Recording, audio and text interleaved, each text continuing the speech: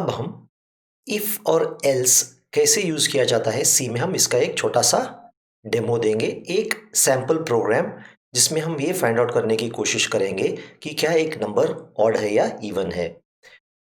तो सबसे पहले हमने क्या कर दिया, एक इंटीजर वेरिएबल नंबर डिक्लेयर कर दिया जिसका इनिशियल वैल्यू हमने 0 दे दिया। अगर हमने कुछ वैल्यू भी ना देते या कुछ इनिशियलाइजेशन भी ना करते तभी भी कोई प्रॉब्लम ना होता। सबसे पहले हम यूजर से एंटर नंबर करा रहे हैं, स्कैनएफ परसेंटेज डी, क्योंकि नंबर एक इंटीजर डेटा टाइप है। आप कभी भी परसेंट और डी के बीच में स्पेस ना दे और शुरुआत में भी ऐसा स्पेस या ख़त्म होने के बाद भी ऐसा स्पेस ना दे, क्योंकि जब आप डेटा एंटर करोगे तब आपको काफ़ी परेशानी आ जाएगी। तो स्कैनएफ डबल कोट्स के बीच में बिल्कुल टाइट यानी नो गैप्स होना ज़रूरी है। तो जैसे मैं यूज़र से नंबर एंटर करूँगा, ठीक है, जैसे मैं यूज़र से नंबर पढ़ लूँगा तब मैं ये चेक करूँगा। सबसे पहले मैं क्या करूँगा, मैं एक इफ स्टेटमेंट के द्वारा ये चेक करूँगा कि क्या नंबर मॉड 2 इक्वल टू 0 है। अगर नंबर 2 से विभाजन करने के बाद उसका रिमाइंडर 0 है तब वो नंबर होगा इवन नंबर। तब मैं क्या प्रिंट करूँगा, परसेंटेज डी इज इवन, ठीक है। और अगर एल्स में हम क्या लिखेंगे, एल्स सॉरी एल्स छोटा आना चाहिए, एल्स रुकिए क्योंकि ऑटोमेटिक कुछ कैरेक्टर पकड़ रही है तो इसलिए वो एल्स को अपर केस ले रही है। तो एल्स यहाँ हो गया, else PRINT print F percentage D is odd और स्लैश एन, ठीक है, परसेंटेज डी इज ऑड और स्लैश एन। तो जैसे ही होगा, तो अगर समझ लीजिए हमने नंबर 100 एंटर कर दिया, 100 मॉड 2 रिमाइंडर 0 होगा तो मैसेज प्रिंट होगा 100 इज इवन। अगर मैंने 99 एंटर कर दिया, 99 मॉड 2 रिमाइंडर होगा 1, जबकि 1 होगा तो एल्स कंडीशन ट्रू होगा, तो 99 इज अ ऑड नंबर करके मैसेज प्रिंट होगा। तो अब इस प्रोग्राम टेस्ट करने के लिए हम एग्जीक्यूट करेंगे। तो अब हम क्या करेंगे, पहले समझ लीजिए हमने नंबर ओके, ये अभी आपको एरर मैसेज इसलिए दे रहा है लाइन नंबर 12 एंड 14 पे। तो हमने क्या कर दिया, यहाँ परसेंटेज डी तो लिखा लेकिन हमने वेरिएबल डिक्लेयर नहीं किया, इसी कारण ये एरर मैसेज आ रहा है। तो हम यहाँ स्टॉप करेंगे कोड को और इस लॉजिक को हम करेक्ट कर देंगे। तो सबसे पहला क्या है, अब यहाँ पे हम अभी एक वेरिएबल नंबर लिखेंगे, यहाँ पे भी एक वेरिएबल नंबर लिखेंगे।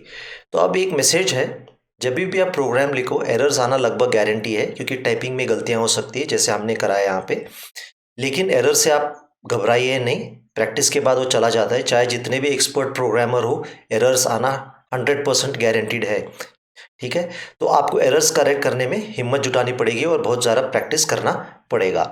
तो जैसे ही ये वार्निंग्स आए, वार्निंग को इग्नोर मत कीजिए। प्रोग्राम तो रन होगा लेकिन जब रन होगा आउटपुट आपका सही नहीं आएगा और प्रोग्राम क्रैश भी हो सकता है। तो कभी भी जब कंपाइलर वार्निंग देगा उस एरर मैसेज को फिक्स करके तभी आप प्रोग्राम रन कीजिए। तो अब देखिए मैं क्या करूँगा, अभी नंबर एंटर करूँगा। समझ लीजिए मैं नंबर एंटर कर दिया 55, तो क्या मैसेज प्रिंट करना चाहिए, 55 इज ऑड, ठीक है। तो मैसेज यहाँ प्रिंट हो गया 55 इज ऑड, तो नंबर हमने एंटर कर दिया 55। चलिए और एक रन करेंगे हम, अभी नंबर एंटर करेंगे हम, समझ लीजिए 10, ठीक है। 10 इज इवन कह के प्रिंट होना ज़रूरी है आउटपुट में। तो अब देखिए 10 इज इवन करके आउटपुट में प्रिंट हो गया। तो अब आप ये सारे लॉजिक, अगर आपको कुछ कन्फ्यूजन है तो प्लीज़ इस वीडियो के डिस्क्रिप्शन में एक लिंक है, इस प्रोग्राम का अलगोरिथम को आपको एक लिंक मिलेगा, वो अलगोरिथम आप ध्यान से देख लीजिए, आपको लॉजिक बिल्कुल समझ में आ जाएगा। अगर आपको लॉजिक समझ में आ गया, सी प्रोग्रामिंग बहुत ही आसान और एंजॉयबल चीज़ है, आप लॉजिक बहुत ही ध्यान दे दीजिए। अगर आप लॉजिक न कर पाए प्रोग्रामिंग आगे मत आइए, क्योंकि कोई फ़ायदा नहीं, आप कंफ्यूज हो जाओगे और स्ट्रेस्ड आउट हो जाओगे।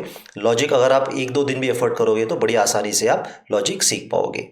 तो अभी मैं थोड़े एक्सपेरिमेंट्स करके आपको समझाता हूँ। सपोज समझ लीजिए मैंने इफ़ के बाद एक सेमीकोलन डाल दिया, तो अभी कंपाइलेशन टाइम पे ही आपको एरर आएगा क्योंकि ये सेमीकोलन इफ़ के साथ जुड़ गया, ठीक है।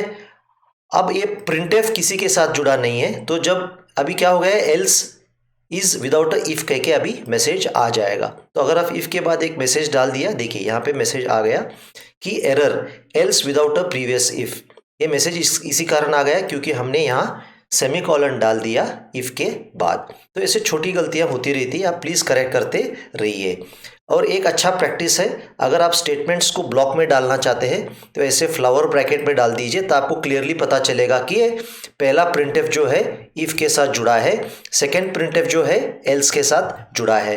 अगर एक ही स्टेटमेंट है आप ऐसे फ्लावर ब्रैकेट यूज़ कर सकते हो, अगर एक से ज़्यादा फ्लावर ब्रैकेट है आप अगले लाइन पे प्रिंटफ लीजिए, ऐसे ले सकते हैं आप, ठीक है। और ये फ्लावर ब्रैकेट भी ऐसा नीचे ले लीजिए, और इसी तरह एल्स का प्रिंटफ भी नीचे डाल के, इससे फ्लावर ब्रैकेट भी नीचे डाल के यहाँ अगला से स्टेटमेंट आप टाइप कर सकते हो, यहाँ पे भी आप अगला स्टेटमेंट टाइप कर सकते हो।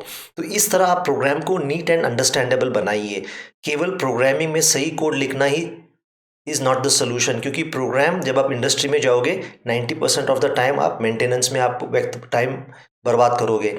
अगर आपका कोड क्लियर नहीं है तो जो मेंटेन करेगा आपको अच्छी दुआ तो नहीं देगा, आपको बड़ी गालियाँ पड़ेगी, और शायद आपका प्रोजेक्ट मैनेजर आपका परफॉर्मेंस भी आपको नीचे मार्क कराएगा।